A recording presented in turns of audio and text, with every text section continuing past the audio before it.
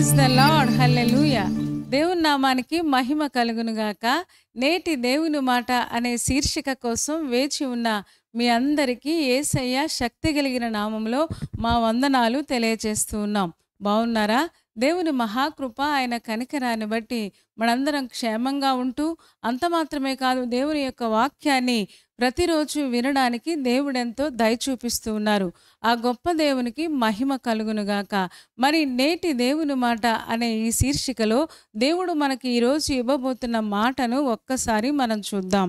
Ruth గ్రంథము 2వ అధ్యాయము 20వ వచనం మనం చదువుకుందాం. 20వ వచనం కింద భాగాన్ని నేను చదువుతూ ఉన్నాను, మీరు కూడా ఒక్కసారి చూడండి. మరియు నయోమి, ఆ మనుష్యుడు మనకు సమీప బంధువుడు, అతడు మనలను విడిపింపగల వారిలో ఒకడని చెప్పగా అని రూతుతో మాట్లాడుతూ ఉంది. రూతు నయోమి బెత్లెహేముకి తిరిగి వచ్చారు. తిరిగి వచ్చిన తర్వాత రూతు బోయజు పొలములో పరిగ ఏరుకోవడానికి ఆమె వెళ్ళి తిరిగి తన ఇంటికి వచ్చిందంట. వచ్చిన తరువాత ఆమె నయోమి రూతుతో మాట్లాడుతున్న మాటలను ఇప్పుడు మనం చదువుకుంటూ ఉన్నాం. ఏమని చెబుతూ ఉందంటే, ఈరోజు నేను వెళ్ళిన ఆ బోయిజు గారి పొలం ఉంది చూసారా, ఆ బోయిజు మనకు సమీప బంధువుడు అని నయోమి రూతుకు చెప్పడం ప్రారంభిస్తుంది. సమీప బంధువుడు అని చెబుతూ ఇంకేమని చెప్తుందంటే, అతడు మనలను విడిపింపగల వారిలో ఒకడని చెప్పింది అంట. అంటే మనల్ని విడిపించే ఒక మంచి బంధువుడు బెత్లెహేములో ఉన్నాడు అని చెప్పడం ప్రారంభించింది నయోమి. ఏమండి, నయోమియే ఒక్కసారి కరువు వచ్చినప్పుడు బెత్లెహేము విడిచి ఆమె మోయాబుకు వెళ్ళిపోయింది కదా. మరి ఒక మంచి బంధువుడు బోయజు అనే ఒక ఆయన ఆ బెత్లెహేము ప్రాంతంలో ఉన్నాడన్న విషయం నయోమి మరి గుర్తు లేకపోయిందన్నమాట. అందుకనే ఒకవేళ ఒక మంచి బంధువుడు ఉన్నాడు అన్న విషయం తెలిసినా సరే మోయాబుకు వెళ్ళిపోయిందేమో. మొత్తం మీద వెళ్ళింది, అక్కడంతా పోగొట్టుకుని తిరిగి పశ్చాత్తాపంతో తన ప్రాంతానికి తిరిగి వచ్చినట్లుగా మనం చూస్తూ ఉన్నాం. ఇక్కడ ఏమని చెబుతుందంటే, బోయజు కోసం బోయజు యొక్క గుణ లక్షణం ఏంటి అంటే, అతడు మనకి సమీప బంధువుడు అని చెబుతూ ఉంది. అంటే మనకు చాలా దగ్గరోడు. ఇంతకీ ఆయన ఎవరికి బంధువు అంటే, నయోమి భర్త అయిన ఎలీమెలకుకు ఆ దగ్గర బంధువు అన్నమాట. మొత్తం మీద ఒక మంచి బంధువుడు పొలంలోకే నువ్వు వెళ్ళావు అని రూతుతో చెప్పడం మనం చూస్తూ ఉన్నాం. సాధారణంగా ఏదైనా హాస్పిటల్కి వెళ్ళారనుకోండి, అక్కడ ఏదైనా ఆపరేషన్ చేస్తున్నారనుకోండి, సాధారణంగా భర్త కానీ భార్య కానీ సమీప బంధువులు కానీ సంతకం పెట్టండి, అప్పుడు మాత్రమే ఆ పని మేము చేస్తాము అని చెప్తారు కదా. మరి అలాగే సమీప బంధువుడు అంటే అర్థం ఏంటి అంటే, ఆ మనల్ని విడిపింపగల వారిలో ఒకడు అని పరిచయం చేస్తుంది కదా. అవండి హెబ్రీ భాషలో ఈ మాటను ఏమంటారంటే గోయెల్ అని అంటారన్నమాట. గోయెల్ అంటే అర్థం ఏంటి అంటే విడిపించేవాడు అని, విమోచకుడు అని, ముక్తిదాత అని. అంత మాత్రమే కాదు, ప్రతీకారం తీర్చుకునేవాడని, పగ తీర్చుకునేవాడని, ఇలా రకరకాల అర్థాలు అందులో అన్నీ ఇమిడి ఉంటాయి. సాధారణంగా మనం లేవీయ కాండంలో ధర్మశాస్త్ర గ్రంథాలలో మనం చూస్తే, అక్కడ మోషే రాసిన ధర్మశాస్త్ర గ్రంథంలో ఏమని చెబుతారంటే, లేవీయ కాండము 25వ అధ్యాయము, లేవీయ కాండములో మనం చూడగలిగితే 25వ అధ్యాయంలో ఈలాగు వ్రాయబడి ఉంది. 25వ అధ్యాయంలో నేను చదువుతూ ఉన్నాను, 11వ వచనం చదువుతూ ఉన్నాను. ఆ సంవత్సరము అనగా 50వ సంవత్సరము మీకు సునాద కాలము. అందులో మీరు విత్తనం విత్తకూడదు, కారు పంటను కోయకూడదు, శుద్ధిపరిచి నీ ఫలవృక్షముల పండ్లను ఏరుకొనకూడదు. అది సునాద కాలము, అది మీకు పరిశుద్ధమగును అని చెప్పడం మనం చూస్తూ ఉన్నాం. అంత మాత్రమే కాదు, 14వ వచనం కూడా నేను చదువుతున్నాను. నీవు నీ పొరుగువానికి వెలకు ఇచ్చిన దేని విషయంలో కానీ, నీ పొరుగువాని దగ్గర నువ్వు కొనిన దేని విషయంలో కానీ మీరు ఒకరినొకరు బాధింపకూడదు. ఒకవేళ ఎవరైనా మనం విడిపింప లేకపోతే మన సమీప బంధువు విడిపించవచ్చు అని ఈ లేవీయ కాండములో మోషే ధర్మశాస్త్రంలో చెప్పినట్టుగా మనం చూస్తూ ఉన్నాం. అదే 25వ అధ్యాయం 25వ వచనం, నీ సహోదరుడు బీదవాడై తన స్వాస్థ్యములో కొంత అమ్మిన తరువాత అతనికి సమీప బంధువుడు విడిపింపవచ్చిన ఎడల తన సహోదరుడు అమ్మిన దానిని అతడు విడిపింపవచ్చును అని మనం చదువుతూ ఉన్నాం. అంటే సమీప బంధువులు విడిపించగల వారిలో ఒకళ్ళు అన్నమాట. ఒకవేళ ఇది మన యొక్క ఆత్మ సంబంధమైన ప్రయాణానికి మనం ఆపాదించుకున్నట్లయితే ఎఫెసీయులకు రాసిన పత్రిక చదువుతూ ఉన్నాను, మీరు కూడా చూడండి. 2వ అధ్యాయంలో ఇలాగు వ్రాయబడి ఉంది. 2వ అధ్యాయము చూడండి, అందరూ కూడా 13వ వచనం చదువుతూ ఉన్నాను. 12 నుంచి చదివితే మనకు బాగా అర్థమవుద్ది. ఆ కాలమందు ఇశ్రాయేలుతో సహా పౌరులు కాక పరదేశులను, వాగ్దాన నిబంధనలు లేని పరజనులను, నిరీక్షణ లేని వారును, లోకమందు దేవుడు లేని వారునై ఉండి క్రీస్తుకు దూరస్థులై ఉంటిరని మిమ్మల్ని మీరు జ్ఞాపకం చేసుకోండి. అయినను మునుపు దూరస్థులైన మీరు ఇప్పుడు క్రీస్తు యేసునందు క్రీస్తు రక్తము వలన సమీపస్థులై ఉన్నారు అని అపోస్తలుడైన పౌలు ఎఫెసీ సంఘానికి ఉత్తరం రాస్తూ ఉన్నారు. ఒకప్పుడు మీరు అన్యజనులు కదా, ఒకప్పుడు మనందరం అన్యజనులమే.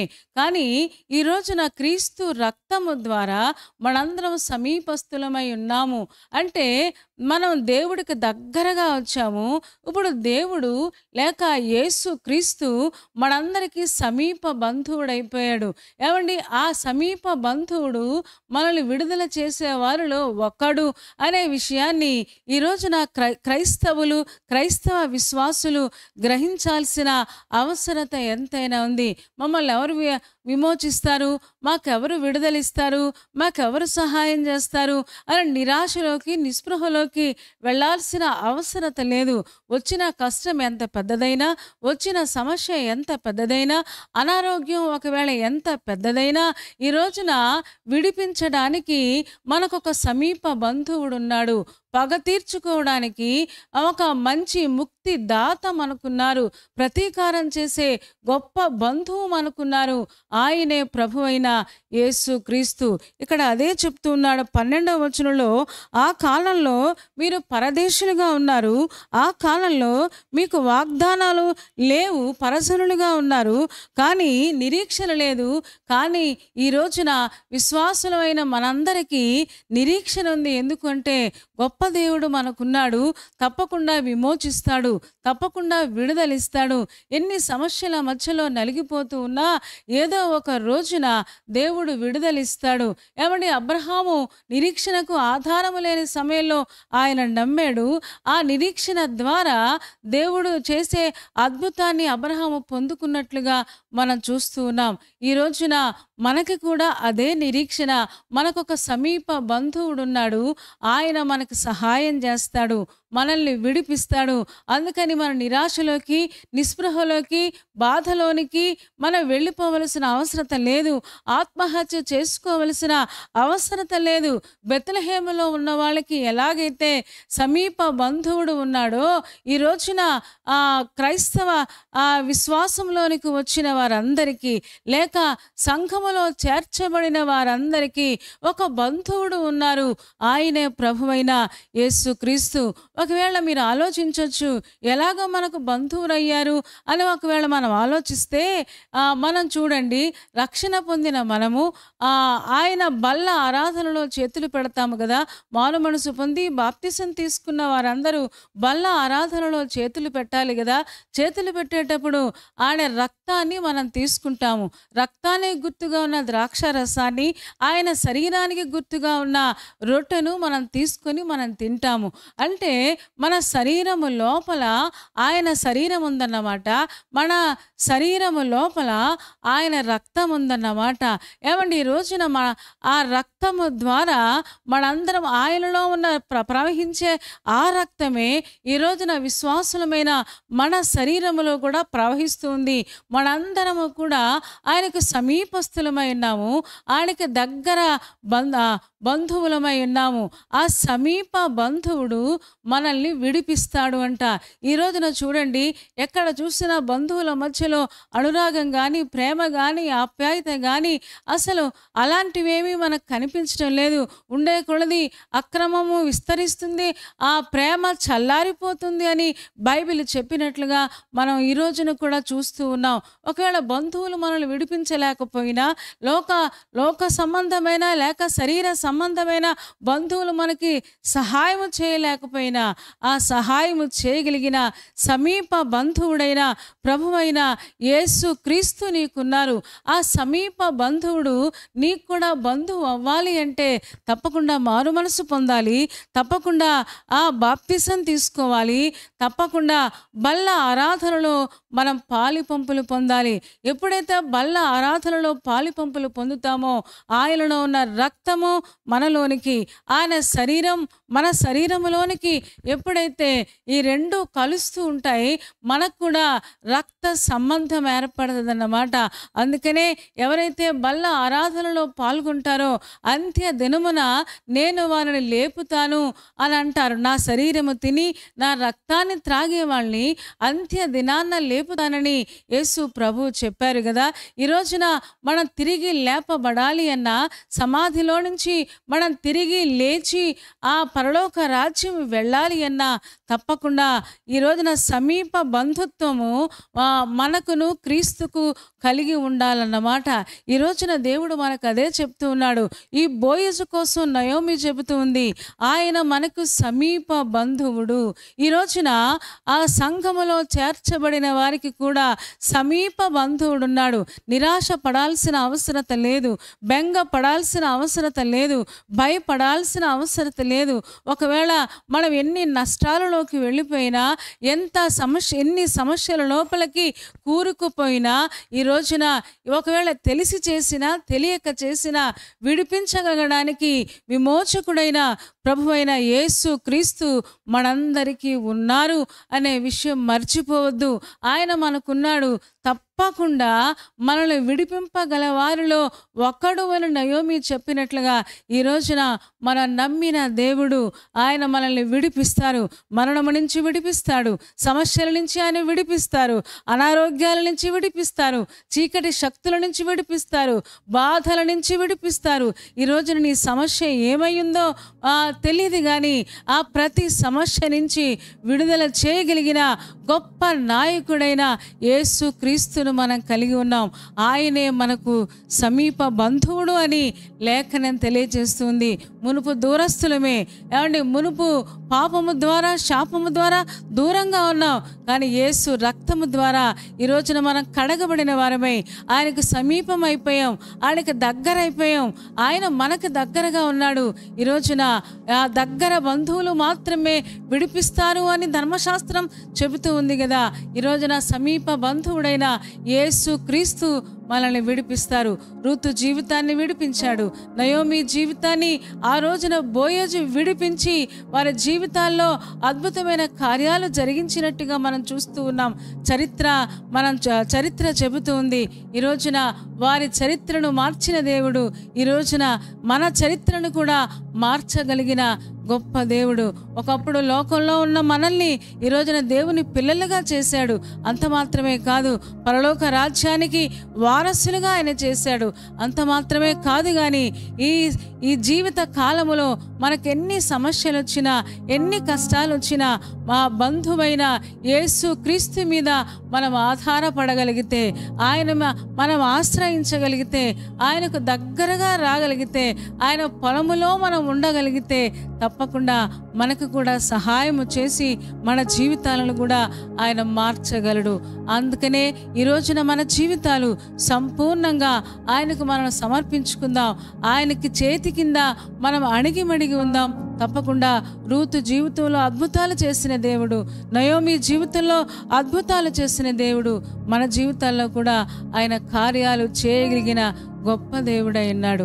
దేవుడి ఈ మాటలను దీవించునుగాక. తలలు వంచండి, కళ్ళు మూసుకోండి, చిన్న మాట ప్రార్థన చేద్దాం. పరిశుద్ధుడా, ప్రేమ కలిగిన మా తండ్రి, నీ పాదాలకు వందనాలు, స్తోత్రాలు చెల్లిస్తూ ఉన్నాం. నువ్వెంత మంచి దేవుడవు, ఎంత ప్రేమ కలిగిన దేవుడవు.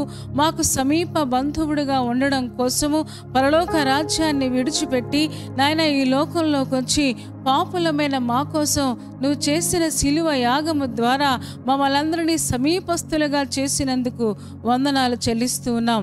నాయన ఏ విషయంలో నిరాశ పడకుండా, భయపడకుండా, బెంగపడకుండా దేవా మాకు సమీప బంధువుడు ఉన్నాడని, మమ్మల్ని విడిపించే దేవుడు ఉన్నాడని నిరీక్షణతో నీ వైపు చూడడానికి మాకందరికీ సహాయం చేయము. నీ మీద ఆశ పెట్టుకున్న వారిని నీవెన్నడూ విడిచిపెట్టే దేవుడవు కాదు కదా దేవా, కనికరించండి. ఎవరు నిరాశలోనికి కానీ నిస్పృహలోనికి కానీ వెళ్లకుండా మీరే వారిని ఆపుమని ప్రార్థిస్తూ ఉన్నాం. ప్రతి బెంగ నుంచి విడుదలివ్వండి, ప్రతి భయం నుంచి విడుదలివ్వండి. నెమ్మది, సమాధానము అందరికీ దయచేయము. పెళ్లి రోజు, పుట్టినరోజు జరుపుకుంటున్న వారిని నిండారులుగా దీవించండి.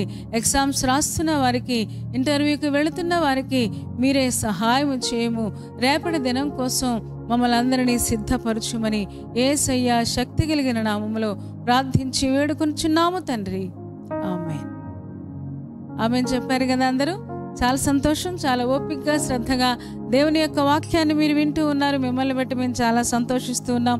కార్యక్రమం మీకు నచ్చితే లైక్ చేయండి, షేర్ చేయండి, కామెంట్ కూడా పెట్టండి. ఒకవేళ ఇంకా ఈ ఛానల్ని సబ్స్క్రైబ్ చేసుకోకపోతే డాక్టర్ స్పర్జన్ యూట్యూబ్ ఛానల్ని సబ్స్క్రైబ్ చేసుకోండి. తద్వారా నోటిఫికేషన్స్ అన్నీ మీకు వస్తాయి. మా కార్యక్రమాలన్నీ మీరు చూడొచ్చు. సరేనా అండి? దేవుని చిత్తమైతే మళ్ళీ రేపు ఉదయం మళ్ళీ కలుసుకుందాం. అప్పటి వరకు దేవుని మహాకృప మనందరికీ తోడే ఉండునుగాక. ఆమేన్, ఆమేన్.